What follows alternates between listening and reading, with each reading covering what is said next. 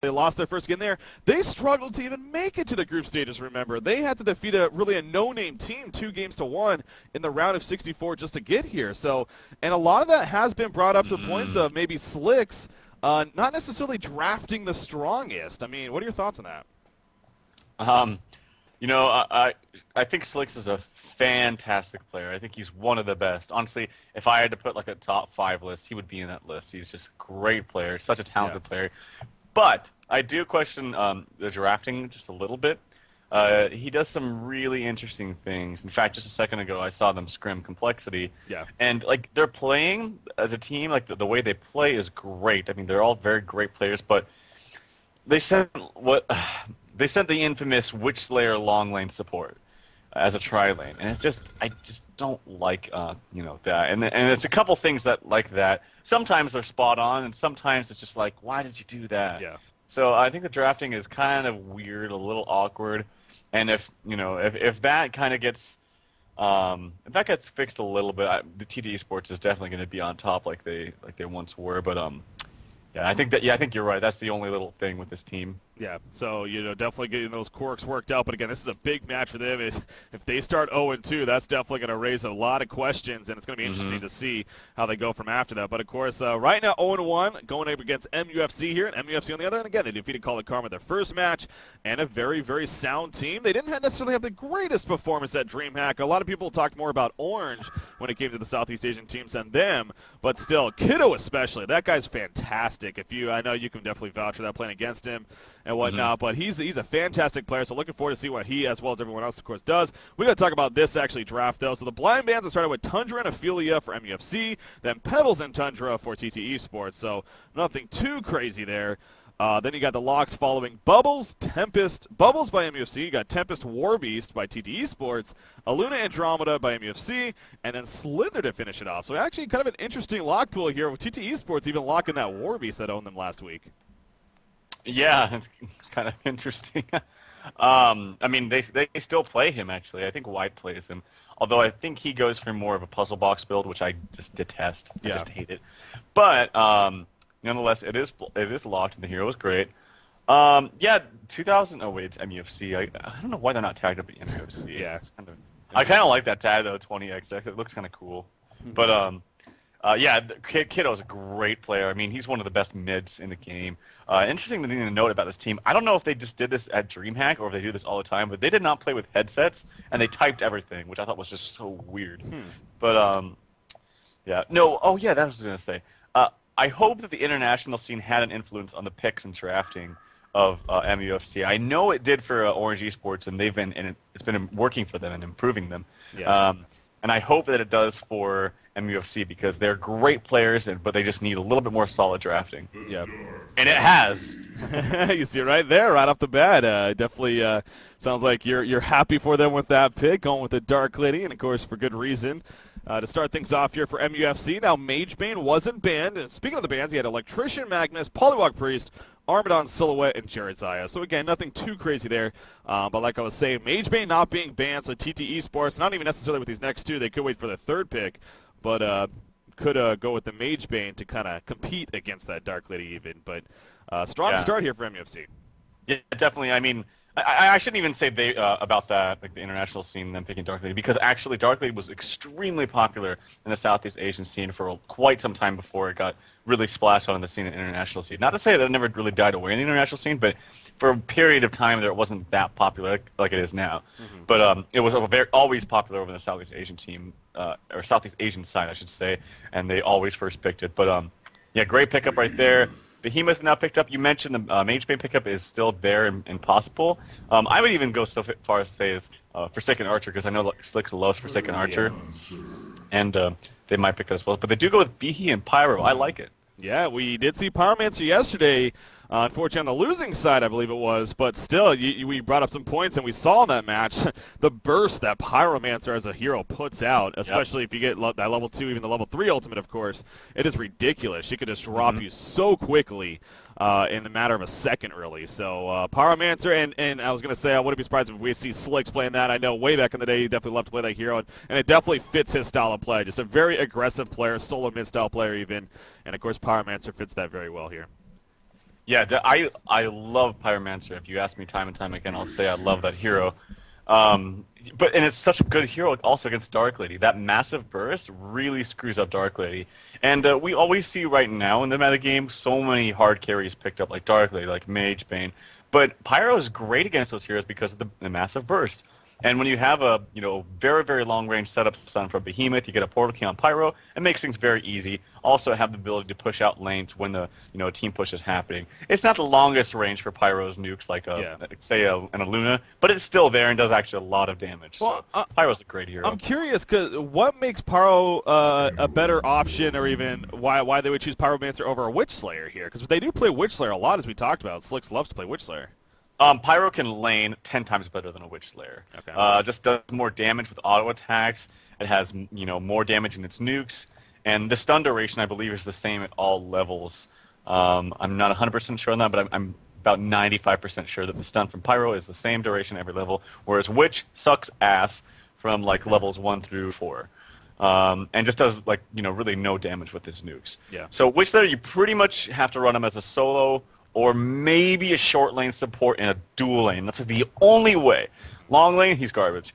But Pyro, yeah, the short answer, Pyro can lane. And now we see an Emerald Warden pickup from, as well as Glacius on MUFC. And there you go with the Forsaken Archer, as you talked about. Slicks especially, let alone TteS Sports, they love to run that range scary hero. So don't go with the Mage Bane. Instead, they go with the Forsaken Archer. But yeah, Emerald Warden, she started really with the Southeast Asian scene, so I can't say I'm too surprised to see her picked up here by MUFC. Look at that, though. Wow.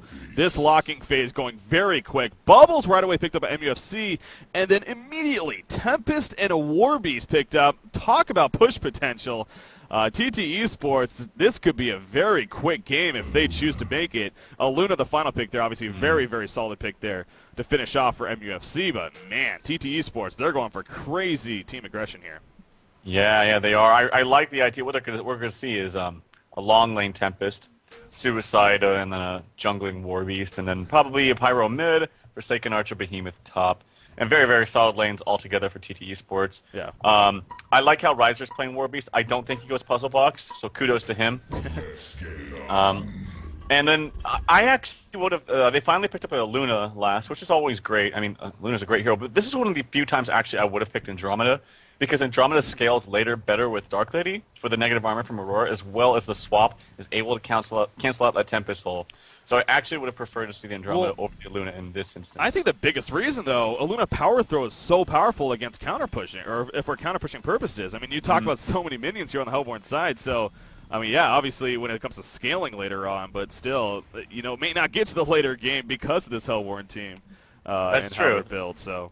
That's a very good point, and that's probably why they picked him up. But people don't think about it too, that the Aurora actually does help for counter pushing as well, because the negative armor applied to those creeps does help, take them down a little bit faster. But yeah, no, that's probably the main reason why they picked him. And don't get me wrong, it's still a great pick.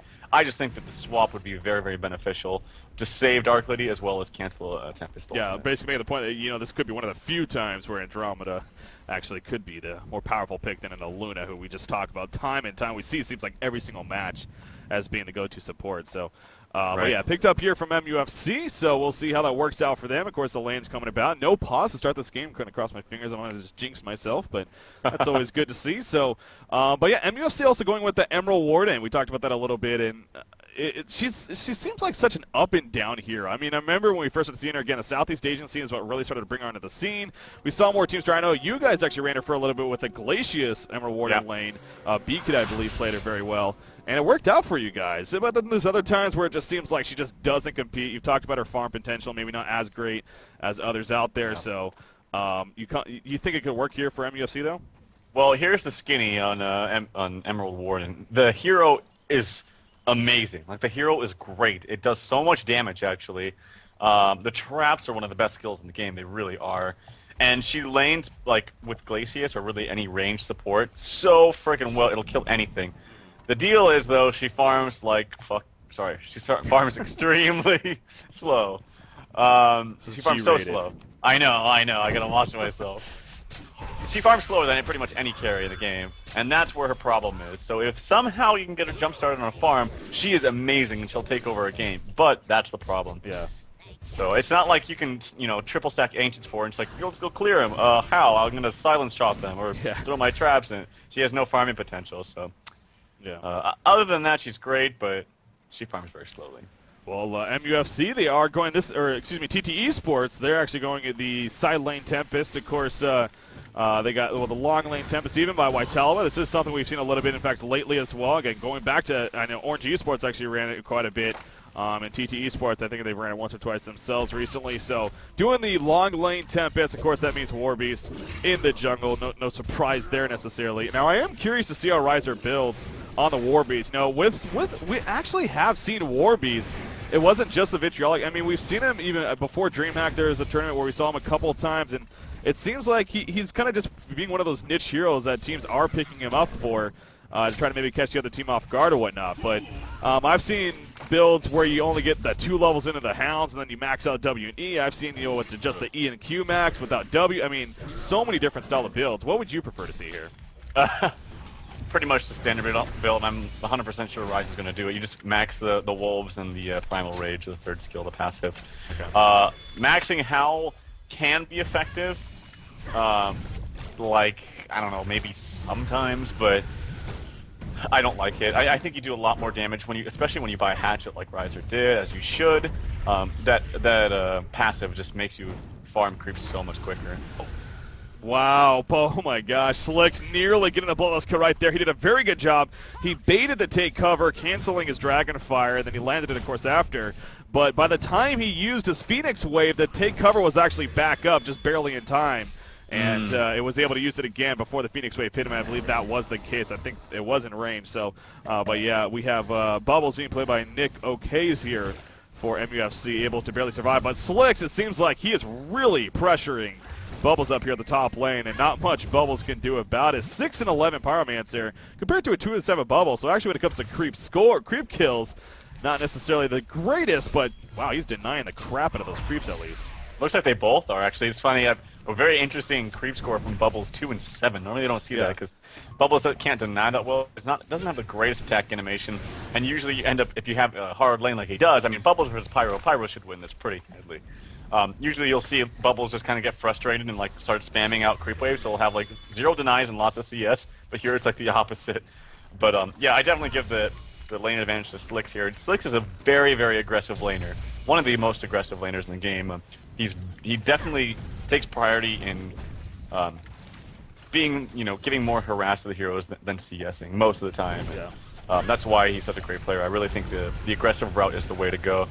And actually, Bubbles is being aggressive himself, and no Pyro is actually tanking a lot of creeps there. Yeah. That could have been scary for him, but... I was going to say, I mean, talk about being aggressive. He'll just even man up, apparently, and tank the creeps while Bubbles kind of starts to run away. So, yeah, Slick's taking a little bit unnecessary damage here, you could say.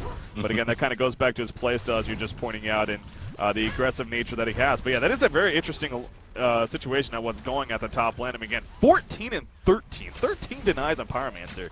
That's ridiculous. He is just keeping that APM up and making sure to deny the hell out of those creep waves. So the other lanes that are taking place, we have the middle lane, of course, Forsaken Behemoth going against a Dark Lady Aluna. Dark Lady currently 14 and 8 compared to a 12 and 4 Forsaken. So Dark Lady, Kiddo actually doing a pretty good job here with creep farm in the middle lane. Yeah, I don't know why they have Behe mid. I really don't. Or I should say even if Forsaken, if they wanted to go for the dual lane mid, I don't know why they didn't have Pyro mid instead of just sorry, I don't know, why they didn't have Pyro mid and have it Forsaken Archer go top against Bubbles. He would have had just an easy time, probably easier, and Pyro would actually be able to spam out this Dark Lady, but Forsaken Archer is kind of awkward for Forsaken Archer because you don't have a spam ability other than your volley. Yeah. And yeah, I don't know. It's hard to explain, but Forsaken Archer would be much better top. And, the synergy that goes with Pyro and Behe would just... you'd be able to shut down this Dark Lady, and actually Dark Lady is getting a better creep farm here than the Forsaken Archer. The Fisher Stun comes out, but it's on the wrong side, so no kill happening there. In the meantime, Tempest is doing good. I mean, this is one of the great things about Tempest long lane is he's actually level 5 down here, and he's the same level as Emerald Warden. His crit score is 12 and 5, very good actually for a suicide, especially against that Emerald Warden Glacius. Glacius just doing a thing, stacking in the jungle. We saw actually he did a great trick. I do this a lot actually. If you can't double stack your main pull, you go ahead and stack it like normally if it's a single pull, and then right before it dies, you eat a creep above it, and then you pull the other camp so that it's like a double pull. If you kind of see what I mean. And he did it right there. It's very it's not hard to do, but it takes a lot of time to work out the timings. To kind of set up, yeah. Yeah, so good job by him. Yeah, not often that's actually the first time I've actually even seen that. So that's very interesting strategy going out from, I believe that's Bon is how you pronounce it. They're playing the Glacius. So, yeah, very good heads up on his part and making sure, as you said, to keep the creep stacked as much as possible for eventually, I would guess, the Dark Lady, of course, when she gets her Runic Cleaver, still a little bit of ways off. But, yeah, Tempest, Whitelaba actually doing a pretty good job. You mentioned this creep farm, 12-6, not too shabby considering the circumstances. On the other hand, though, Emerald Warden is having a fantastic time, 34-15. Of course, one of the top farm in the game, farming 308 gold per minute. In fact, is the top farm in the game when it comes to GPM. So now 6.5 minutes in, still no Bloodlust skill happening. Warbeast, though, quietly doing his thing here in the jungle. He is now level 6 and getting closer and closer to finishing that, what I would think is a, wow, I'm totally blanking right now. Oh but anyways, Bubbles is actually in a little bit of trouble. He needs to get away right here. So, oh, there's the ultimate from Pyromancer right before the Shell Surf, and he's able to get the kill. There we go with the Bloodlust skill finally happening just before the 7-minute mark. I don't know really what he was doing. He was just kind of like walking around taking a buttload of damage, and then, yeah, he just shell surfed away. He's looking for some kind of opening, but he just waited simply way too long. Because those wolves, even without that ultimate, I mean, those wolves plus the hero were doing so much damage to Bubbles. You can imagine how much more damage it would have taken if the Warbeast actually activated the ultimate. Yeah. Riser having a great farm right now. I mean, I've looked at his camps. He's had a very favorable camp since it's shown. I mean, he's level 7. He's got 50 CS right now, just after this Earthhawk is dead. Earthhawk. I've never actually said that name. But yeah, Riser's got an absolutely amazing farm right now. I don't even think I've seen him have cat, man. I haven't watched him too closely, but he's got some very favorable fonts. Abyssal Skull is already up. Whew, he is going to be huge. Now, you talked about you don't like Puzzle Box. It does seem like that is somewhat of a popular build on a lot of Warbeast here. I mean, especially for pub play. I mean, not necessarily, I don't know about the competitive scene, but why don't you like Puzzle Box? It just seems impractical in fights. Like, first of all, your hero, even when your ultimate, is still susceptible to all stuns. So, you know, you get stunned. I mean, you have haste and whatnot with your ultimate, but you can still die to any kind of stuns. And in a metagame where everyone is drafting like 5 stuns, it just seems worthless to not get a Shrunken Head. It's not so much getting Puzzle Box, it's more of opting out against the Shrunken Head. Yeah. You have to. So maybe if they went like Shrunken Head and then Puzzle Box, that might make more sense to me. But most of the time, that's just way too much farm, and you don't want to do that. Usually, if you go Shrunken Head, you just want to go straight battle build, like Shrunken Head, Demonic Breastplate, things like that. And yeah, I don't know. It just, especially against mass AoE, people are doing like mass AoE, mass push, lots of stuns. Your Puzzle Box just dies. And so do you when you have no Shrunken Head, so I just don't really like it. I've seen most success come out of just the Shrunken Head, Demonic Breastplate. Oh. And actually, Forsaken Archer there gets initiated on there. Sorry, I missed that.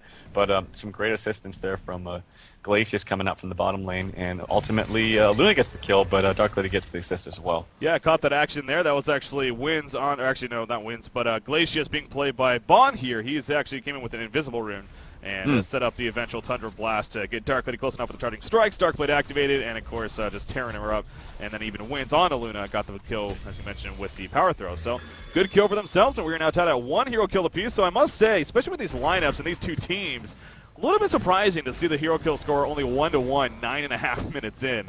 But you got to think that's going to start picking up because of what we have at hand. And in fact, we've seen right here, the top lane Warbeast spawns the minions. Of course, he has his Abyssal Skull, as we talked about. In fact, Steam Boots are in the makings. Pyromancer with the assistance helps get the kill right there. Pyromancer now chasing with those Ghost Marches. Oh, the ultimate used right away. In comes the Phoenix Wave. Nice dodge right there. Dragonfire not going to be used, though. Bubbles will survive. Kelfield going to come out, and now Luna actually in a lot of trouble. And she'll end up dying before she can get off her power throw. But very interesting sequence of ability use right there by Pyromancer.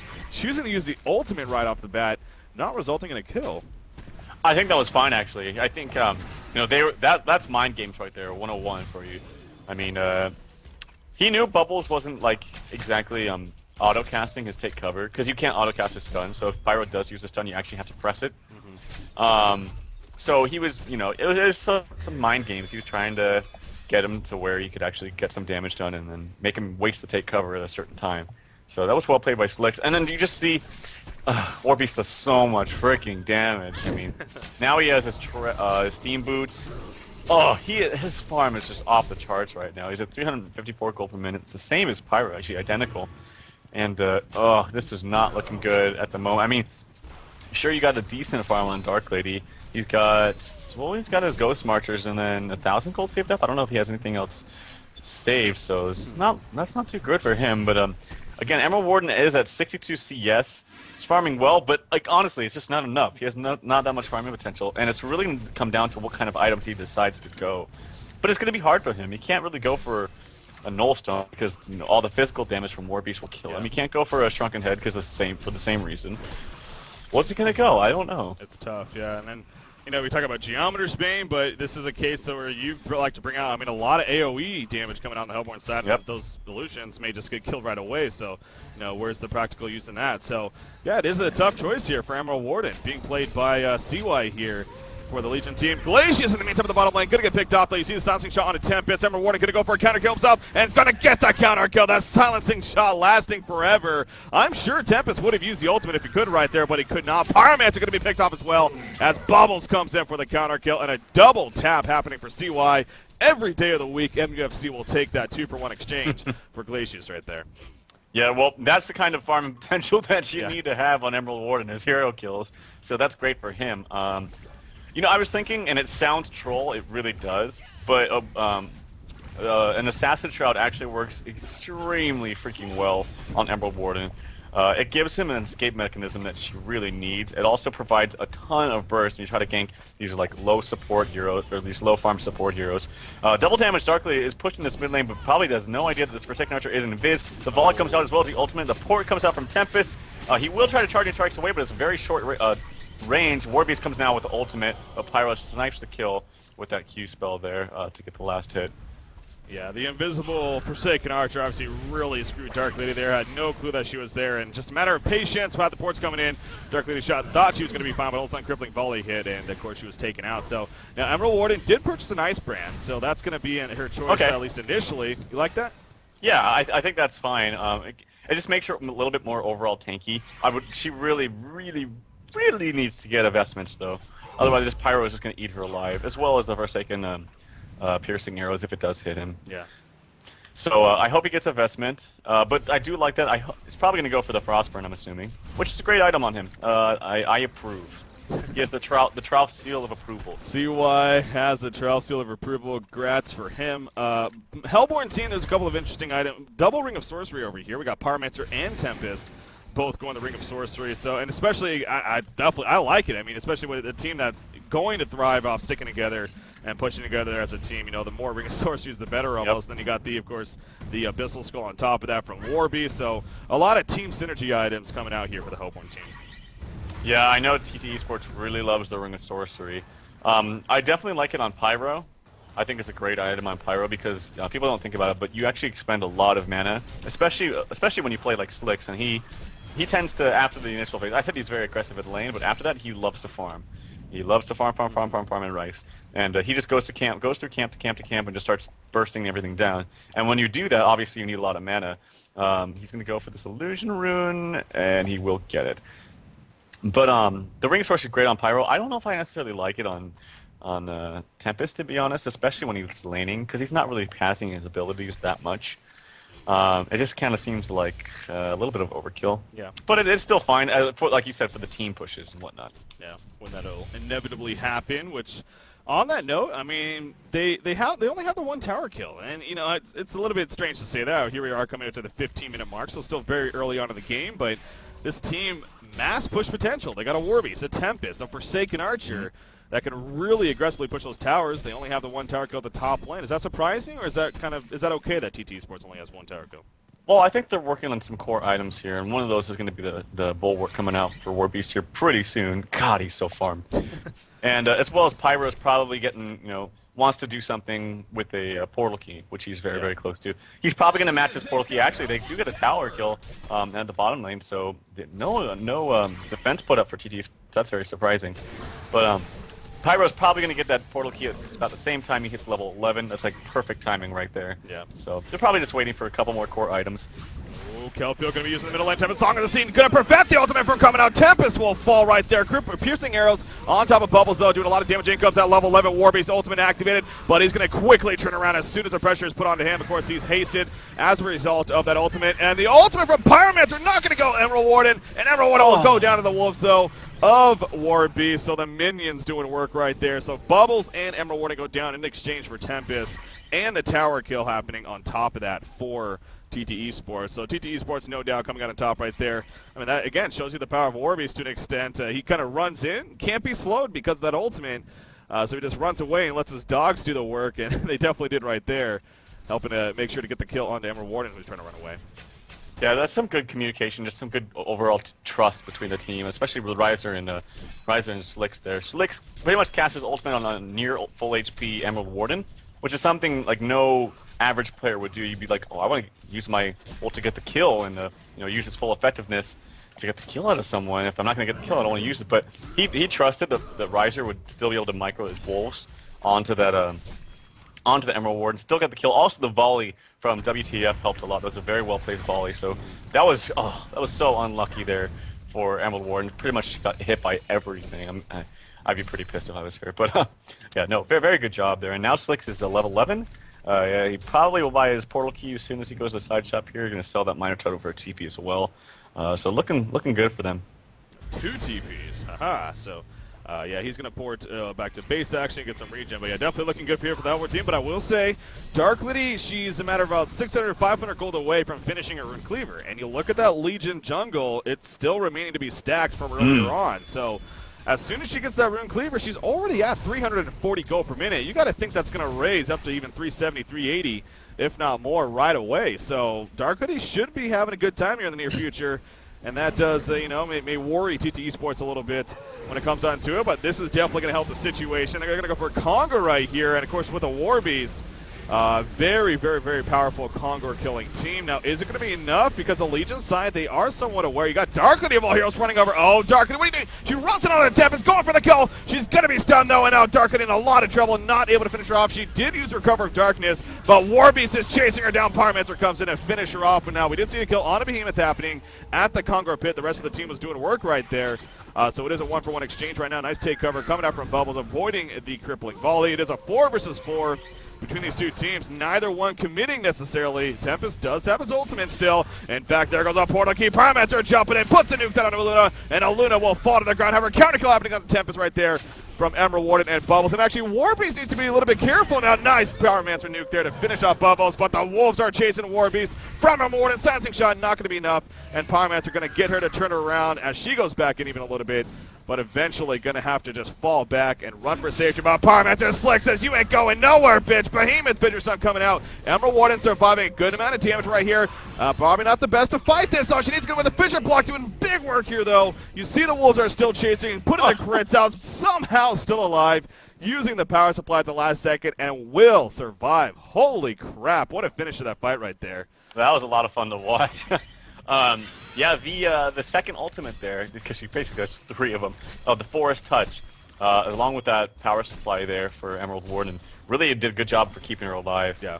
So yeah, she's a very strong team fight hero. People don't realize it. Like I said, no problem is her lack of farming potential. But yeah, that was some ballsy play there by Kiddo there in that Dark Lady, kind of rushing in there, onto like basically into Fog and into like 4 heroes.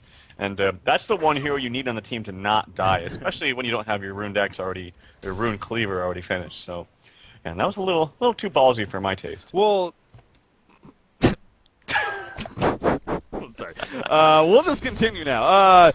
But Dark Liddy, now you brought this up earlier about Emerald Warden with the Mystic Vestments. No one on the Legion team actually has Mystic Vestments here. And you're going against a Pyromancer, a Behemoth, Tempest that could put out a good amount of magic damage earlier on. So a little bit interesting that no one on this Legion team, especially that Dark Liddy Emerald Warden, even have one yet. But Rune Cleaver has been finished. Dark Liddy even doing a triple stack right here without it, but now she's going to get that Rune Cleaver delivered and actually go for the other camp. So this is what I was talking about. You know, GPM is already pretty solid, and now after clearing up these creep camps, it's just going to be that much better now as a result of finishing that Rune Cleaver. So that is good news here for MUFC, but still TteS Sports having some slight advantages. 5,000 goal lead, 5,000 experience lead, so not even necessarily a slight. It's actually a pretty good lead there. For the Hellborn side. And again, Warbeast a big part of that. In fact, speaking of Warbeast, double damage rune. He's going back on a Kongor. He is currently by himself, though, of course, with his minions, but the Legion team very aware that at least something's up. And, of course, when you have really both Aluna and Emerald Warden, it could be very difficult to get a kind of a sneak Kongor kill in. So I don't think this is going to be happening. And that is the good news, again, for MUFC, the fact that they did eventually stop the Kongor attempt from happening, so they don't have to deal with the Token of Life right now. But Warbeast, he's got that Shrunken Head, I'm guessing, going to be working on next. And that's going to be a dangerous item to deal against for them. Yeah, guys, sorry, this is not Dota, and Kongor is actually balanced. You cannot kill it for freely whenever you want at minute 8 with any hero you like. So, nope, sorry, no Kongor is going to happen right now. They're doing some nice counter warding with the Wolves there. Leon Black has a Warden Revelation there in the bottom rune, so that vision will go down, and now they might be able to get that Kongor that they've been trying to get. But it's still going to take them some time, and I don't know. I would like to see that when he's trying to attempt Kongor, that the Bulwark is on defensive, because, you know, obviously the negative armor does not work on Kongor, because this isn't Dota, again. And it is balanced. But Dark Lady's farm should shoot up here, as you said, taking out those triple sacks, doing a good job there. The only thing here, MUFC has to play this very smart, is they got to get this farm up now on Dark Lady, so she's going to have to be sort of semi-AFK and just farming a lot. And the problem with that is they have such a strong pushing team, like you said on Hellborn, and they have to kind of dodge fights. Like I hope they don't invest too much time trying to fight into this Hellborn team, because I'm pretty sure they will lose unless they play it perfectly and unless TteS Sports really throws and gets picked off one by one. So they kind of have to dodge fights, wait for, you know, Dark Lady to maybe build up a Shrunken Head or something like that. Let some towers fall, it's okay. Oh, actually some initiation coming out here on the Dark Lady, but he will live somehow. The Kelp will come out, and wow, Slicks just gets decimated right there. And I'll let you take over here, Brady. Actually, Warbeast getting caught out as well. The Glacial Downpour not going to be there for the kill. Looks like barely going to get away. Again, that ulti form just so powerful. Somehow surviving, but still the Legion team completely turning that around. Slicks thought they had a sure kill on a Dark Lady right there, using her ultimate even, but Dark Lady, of course, ended up surviving, and then you saw the return damage coming out. Dark Lady with the Taint Soul, Bubbles jumping in. That was a big part of it, and eventually got the counter kill. In fact, there's a jump there on a Tempest. Now the Dark Blade's active, so he's silenced. He cannot do anything, and Tempest will fall. Big picks coming out here for MUFC. Now the top tower does go down in favor of TteS Sports while that was going on by WTF, but still the middle tower going down, and the Legion team now pushing together as a team. Speaking of team fights, and are they going to keep this going? It looks like Dark Lady is going to port back top and continue to farm up there, but still MUFC, that was actually a very good sequence of events right there happening for them. And Dark Lady's GPM now up to 375 gold per minute, so like we talked about, going to get that Rune Cleaver, and is going to start amplifying her GPM as a result, and it already is shown here. Yeah, I mean, they're playing very aggressive, and that's kind of the style that Kiddo plays, and it's been paying off a little bit. You know, being able to have that follow-up from Bubbles when he goes in with the Dark Blades activated, it kind of throws the Hellborn team off, I feel like, getting silenced like that. I feel like they're just like not expecting it or something. Like, what does that do? Oh my god, I'm silenced. I can't catch my spells. And just great follow-up. It actually works and synergizes quite well as well with the Emerald Warden Wolves, because it's like more slow on top of that. Makes it very easy for Dark Lady to pursue and actually get the kill. Yeah. 24 minutes in, and I don't think we've seen a Tempest ultimate yet by Witalba. Yeah. There's a lot of silence on this Legion team. You got, as you just talked about, you got Bubbles, Dark Lady, Emerald Warden, and that's been an issue for him. So, I will say it's very hard. Yeah. It's going to be very, especially when you don't have a portal key. Maybe that's what he's trying to wait for and farm up right now. But it's like, oh, like almost anything can long range cancel this ultimate. The silence shot has a very good range on it. You know, the Dark Blades, the Luna Stun, the Bubbles Kelp Field, even the Isoprism, I think you can get into range. Not quite sure on that one. But yeah, it's going to be so hard. I mean, her position has to be absolutely pristine. Yeah. So I don't blame him. But maybe early on in the game, we could have seen some like single target, you know, ultimates from her. But yeah, I feel him. I feel his pain. Yeah, it's yeah, by no means is it easy in this game, and just bringing up the point that still no ultimate. That's unfortunate for TteS Esports, but so we'll see if it is going to be that portal key that he works on next. Again, Kongor being attempted. This Hellborn side is not giving up with this Kongor. I mean, I do kind of wonder a little bit if in their mind if they actually think they're going to go for a Kongor kill, or if they just keep trying to bait MUFC into getting it out of position and almost like returning damage onto them, but. These last 6-7 minutes, even longer, they've been constantly going back to Kongor and not really doing too much damage in the end. So, but they want to try to do him now. Shrunken Head has been finished on Warby, so that's the big item that we keep talking about here for TteS Esports. Should they be pushing now as a result of that? Or are there other items that they got to wait for? Yeah, no, they definitely could. MUFC is doing a very good job right now, just kind of not letting TteS Esports really do anything. I mean, they're kind of limiting their farm a little bit, but they have the late game. They really do. Forsaken Archer actually has kind of struggled this game, sitting at 300 gold per minute. But I really don't like the Ghost Marcher's honor, by the way. But this action is kind of like intense because it always feels like something is about to happen, and then it's like kind of doesn't, and maybe it does. So it's kind of awkward. Well, here we go again. I mean, speaking of that feeling, in fact, Bubbles jumps in actually with a Kelphic going off now. Shortcut activated by Warbies, so he's going to start running away. In the meantime, Bubbles taking a lot of damage. There's an invisible Dark Lady throughout all this. Bubbles does port away before he eventually gets taken out. You see Aluna using the Deja Vu there, trying to run away. Bubbles and eventually goes down, it looks like.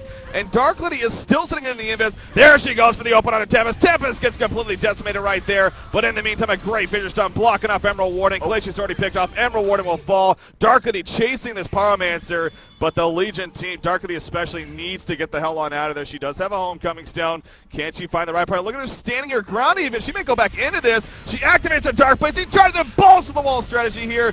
Not going to get a kill though. Cover of Darkness is going to be. Look at the random stuns coming out. That's what that ability does. So she's going to be fine for now. Can this homecoming stone work? It's going to be so close. Yes, she is going to be successful and gets the hell on out of there. Wow. Kiddo, though, showing some cojones there. Trying to turn something around, but at least she survived. That's the good news. Yeah, I'm kind of just as baffled as you are. There was a Pyro, and I think it was a Tempest. I can't remember who it was, but it was a Pyro and someone going onto that bubbles like near the Ancients, and they're like right in a line, and he could have gone in with a silencing, Dark Blades and silenced both of them, and maybe even saved the bubbles, and actually maybe even picked up a kill. Yeah. I don't know why he was sitting there in Viz. I think he was waited too long. So yeah, I don't know about that, but yeah, very, very aggressive play there at the end. Almost cost him his life. Yeah, that was very close, but again, he does survive, and that's good because 2,500 gold now saved up, and he's 400 more, and he will also have a Shrunken Head himself now, and that just like always, I mean, that'll prove to be a very, very powerful pickup here. In this case for MUFC, the fact that he can activate that Shrunken Head and have the 10-second immunity, at least initially, to heroes like Pyromancer and Tempest really, well, obviously Tempest the ultimate still works, but Pyromancer especially, that's the big one. And even Behemoth with those Fissure Stuns, having her free reign to move around will be huge here for the Legion side. So that'll be big news. In fact, there we go. She cleans up the double-stacked Ancients and picks up the Shrunken Head. So, I mean, I must say, this obviously you look at the overall stats. It's an 8,000 goal lead and 11,000 experience lead for TteS Esports, but I feel like this game's even a little bit more closer than those stats really show. Yeah. Now, Kongor is being attempted yet again. Surprise, surprise. Will this actually happen now? Forsaken Archer has finished her null stone, as you see right there. But again, she's dropping about half life for Kongor is, but you look at this, the Legion team is already here to fight. You see the illusions coming out. Pyromancer hitting the stun on him, Luna. Gonna go for the quick kill, using the ultimate to do so. But there we go, Dark Lady jumps in. The Hellborn team completely clustered up. Both supporting him. Tempest ultimate pulling them in, however. Bubbles will fall. Dark Lady gonna go down. And this is gonna be big time for TteS Esports now. So forget what I said just prior to that. TteS Esports, no doubt, in a pretty solid lead now as a result of what just happened there. Emerald Warden going to be picked off, and that will complete the genocide. Yeah, Dark Lady went in with those Dark Blades, or Side Blades, whatever they're called, Dark Blades, yeah, and did not get a silence on Tempest, and that was huge. Had he got that silence on Tempest, they might have actually been able to do something, but Tempest was able to kind of sidestep him a little bit, come back in with the ultimate because he was not silenced, so that was giant, and that was the break that they need. And these towers, I wouldn't be surprised if they even get racked here because of how much damage Warbeast does with those wolves, as well as, you know, the minions from the elementals from Tempest. No, they're just going to take that tower and then probably go get a free Kongor. Yeah, I mean, there's a battle cry on top of that with his W. So, yeah, it's so much push that he brings to the table for him and his team. But as you said, and as we see here on the minimap, just going to go for the tower kill and fall back, clean up the Legion's jungle, clean up the Ancients, and go for some more farm themselves. So again, just prior to that, I was making the point that maybe this game is a lot closer than the stats say. Now, not as much. I mean, the stats still maybe a little bit more skewed than really where it stands in this game. I still think, by all means, MUFC still has chances to come back, but the lead is getting bigger and better here for TteS Esports. Now 15,000 gold lead, nearly 20,000 experience lead, and it is showing all across the board. You have a level 16 Pyromancer now, of course, a big level for her. By the way, she also has her own shrunken head. We talked about that being such an important item. Behemoth getting close to a portal key himself, so that'll be could very possibly be in the next team fight. He'll have that. And now you got Warbeast going for more of that just pure damage himself with the level 2 shield breaker. Then even Forsaken Archer on top of that, of course, with a Firebrand pickup. Very likely a Geometer Bane going to be main out of that. So, I mean, WTF hasn't necessarily taken off by any means in this game on Forsaken Archer. By the way, yeah, Pyromancer jumping in right here. Quick kill onto a Luna coming out. Half-life on Bubbles now. And you see just the power of Slicks right there on Pyromancer. Just the jump, the burst that we keep talking about. Emerald Warden going to get caught off to the side as well. And just more bad news here for MUFC. Now, Darkity does push the top tower while this is happening, but... You know, is it really worth it losing 2 of your teammates? And most likely, finally going to see a Conqueror come out.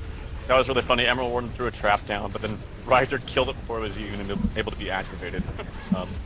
But yeah, no. One thing I didn't want to mention, or actually a couple of things, is first the the slow start that Forsaken Archer had, and then the items that she chose, the Ghost Marchers, and then straight to Nullstone. Yeah. I think that's really not the way to go at all. Had the team been struggling, those items she would have been completely ineffective. But luckily, Warbeast had an amazing farm. Pyro was very aggressive, able to open up the map a little bit for Forsaken Archer. I definitely think, actually some aggression coming on to Slickser. He does have the token though, so they might be able to turn this if she dies, but they're kind of backing away. Not quite sure. Behemoth comes out with a stun. Tempest comes in with the blink. The Shrunken Head is activated on Darkly. He goes in onto the Tempest, actually silences him. Big glacial downpour coming out, but Pyromancer is doing lots of damage. Actually gets the kill on a Luna.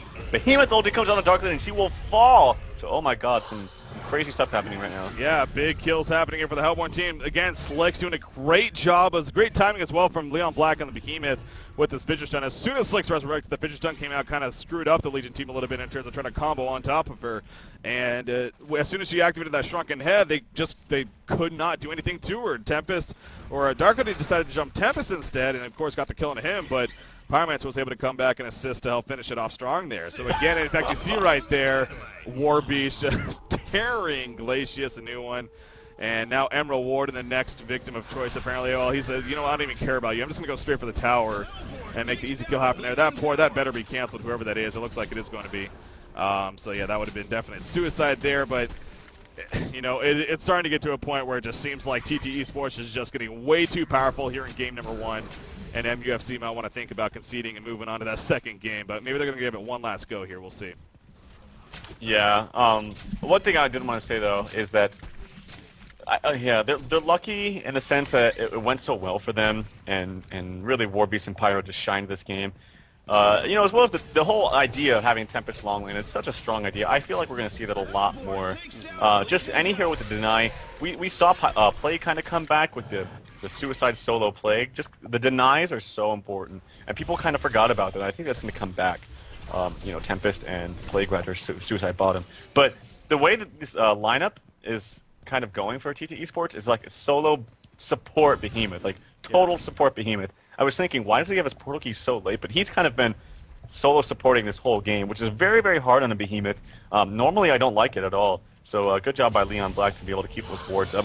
I think he had a little bit of assistance from Tempest once Tempest got his initial items, but what's going on down here? Well, Glacius, that was one hit. You look how much life he lost. That was simply one hit from Warbeast. Lost half life, so nearly got 2-shot right there, but was luckily able to get support in time and scare off Warbeast eventually. But yeah, Waitalba has done fantastic in that sense, and as has Behemoth, as you were talking about, being played by Leon Black here for TteS Esports. Another thing to mention too, and especially with the Hellborn side going in that long lane, is that he was able to go over and do Ancients every once in a while. Obviously not do the whole camp, but even kill off one of the Ancients and get some extra farm from that even. So who is that? Tempest was doing that. Oh wow, okay. So yeah, I don't even think I brought that up, but I caught it a couple times on camera. I noticed that he was doing it, like even around level 6 and 7. So, you know, that's even a strategy you could use. Yeah. Like, just sit. Don't even lane. Just sit there and deny creeps, and then as long as your elementals split, you could actually farm ancients like starting level 1. Yeah, Wow. It's a Soul Reaper strat as well. You know, you can just Yeah. test that. Okay, Dark Lady's in a lot of trouble right here. She's gonna Shrunken Head. Good thing she did right there, because she would have been. Oh, Behemoth even ultis at the last second. Am I wrong? Does the ultimate go through Shrunken Head stun? I don't think it does. I guess that would be the heavyweight. So I'm looking on here. Yeah, I don't believe it does. I mean, it doesn't say superior magic. Yeah. I don't think it does. So I don't know about that one. yeah, that was just a little bit of almost a silly moment there from Leon Black. But I mean, maybe I am wrong on that. Maybe he had a chance. But anyways, they're going to group up now. At least 4 of them. You see in the middle lane, Warby's doing his own thing. So some split pushing going on, making it very difficult here on MUFC. But like I was talking about a couple minutes ago, I really think this could be one last fight coming up right here. And then we'll see if, depending on the situation, how it plays out. But here we go, the jump from Bubbles, the Kefka going to be used, and the initiation has begun here for the leading team. Shrunken Head activated by Warby. Switch kind of blocking him a little bit, but you see the Captain America Bubbles going down. Darken and getting torn up right there again by, look at Warbeast. The damage he's putting out. Expect to see those GGs coming out. They just do not have a chance. I mean, Dark Lady is going to fly back, try to make something happen here, but she's by herself. Hat trick being completed right there by Riotsar. Oh, by the way, he has another 4,500 plus gold saved up, and these top racks are just going to be destroyed. Most likely the middle as well. So I know MUFC isn't necessarily a team to concede earlier on the later, but still, I think Game 2 is going to be coming up shortly here in favor of TteS Esports. Now, I've seen some games come back from 20k leads, but never a 30k lead. I mean, this game is over. I think I saw Riser's one Soul Wolf take out half HP from a Luna. I'm not quite sure, but I think it did. Yeah.